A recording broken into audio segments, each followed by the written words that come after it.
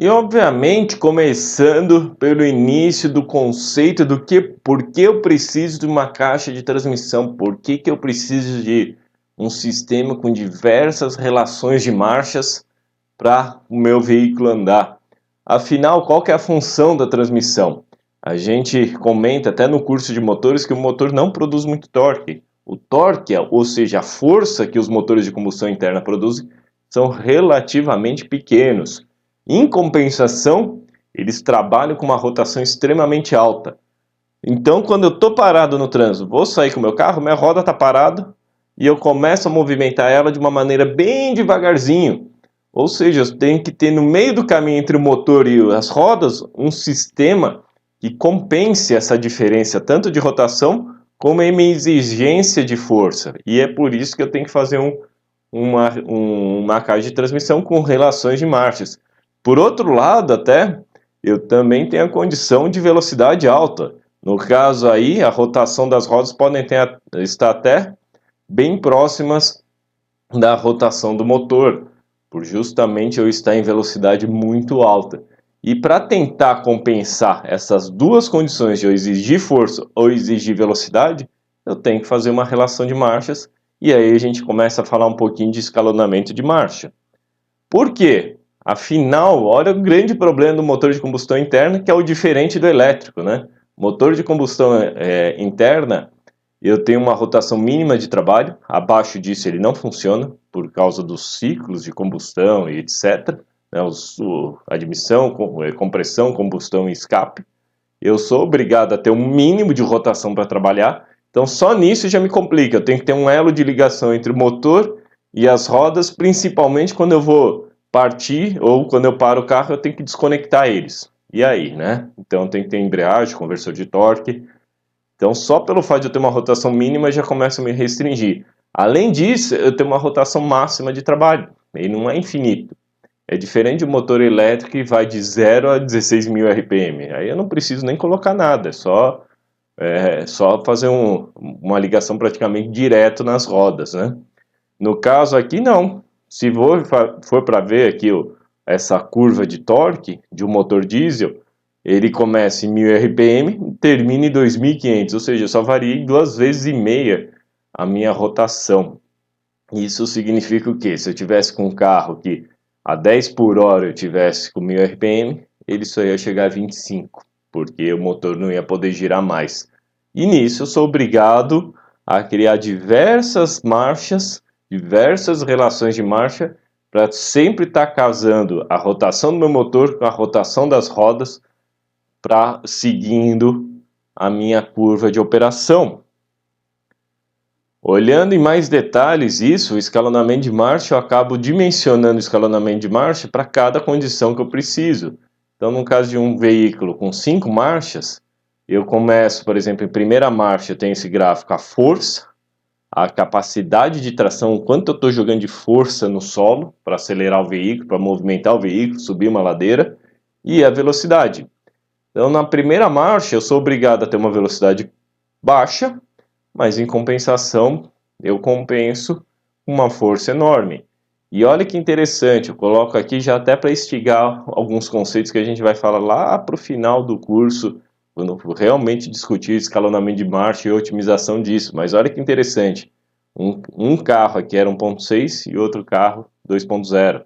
Ou seja, teoricamente o 2.0 vai andar mais. Mas aí você começa a brincar com escalonamento de marcha para que, por exemplo, a 20 por hora em primeira marcha, os dois estejam entregando a mesma força ao solo. Se entrega a mesma força, eu vou ter a mesma aceleração, mesma capacidade de subida de rampa.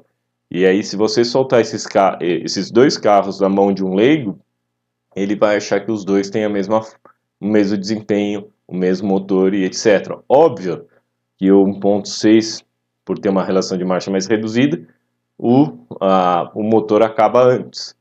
Se eu puxar a rotação máxima em cada um, a gente vê que o 2 litros, né, o 2.0, consegue velocidade mais alta. Mas no dia a dia, eu não estou com um grande problema. É a grande sacada de carro, um motor de 1 litro, carro com motor pequeno. Você começa a brincar com isso daí para compensar essa sensação. Óbvio que conforme vai aumentando a velocidade e a exigência de potência vai aumentando, o 2 litros vai tendo melhor desempenho. Então, no caso aqui da segunda marcha, então tem a primeira, jogo a segunda, na segunda marcha 2 litros já tem melhor desempenho. E assim sucessivamente, eu tenho primeira, segunda, terceira, quarta e quinta marcha. Olha que interessante, essas curvinhas mais fraquinhas são a capacidade de subida, de inclinação de subida. Se desenvolve o carro para eu conseguir pelo menos partir em 30% de rampa, partir, ou seja, embreagem que sofre, né? Mas na prática, óbvio, depois que eu partir, eu consigo entregar muito mais capacidade. Então, se eu vier embalado, eu consigo subir muito mais forte.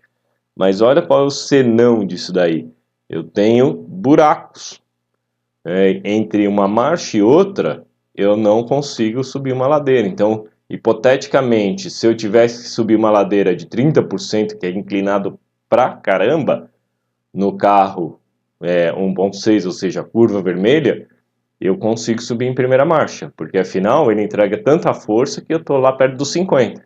Mas se eu jogar a segunda marcha, não. A segunda marcha já não consegue me atender à curva de 30%. E qual que é o problema disso? Se eu jogar a segunda marcha, ele vai morrer e eu vou ser obrigado a voltar na primeira.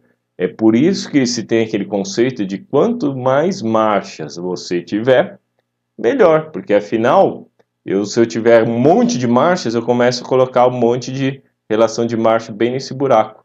É por isso que quando eu tenho veículos que a relação de potência e peso é ruim, ou seja, eu tenho muito peso para pouca potência, eu sou obrigado a colocar diversas marchas. Então você vê um caminhão, ele tem 18 marchas, para justamente eu cobrir esses buracos. E eu não estou falando em rampas super inclinadas, estou falando em rampas menos inclinadas. É o mesmo conceito que o pessoal não entende, quem não anda de bicicleta fala, para que eu preciso de uma bicicleta de 27 marchas? Porque a relação potência e peso de um ciclista é terrível, é muito próxima de um caminhão carregado. Por isso que eu tenho que ter diversas marchas aqui para tentar atender todas as condições se eu quiser o melhor de desempenho. Óbvio, você pode falar para mim, basta só andar de primeira marcha e pronto. Mas aí você, além de gastar mais combustível, vai ter uma velocidade menor. Se tivesse uma aqui no meio segunda, você conseguiria subir essa ladeira de 30% numa velocidade mais alta e sem gastar tanto combustível. Então, no caso da bicicleta, que o motor é o coração do ciclista, isso faz uma enorme diferença.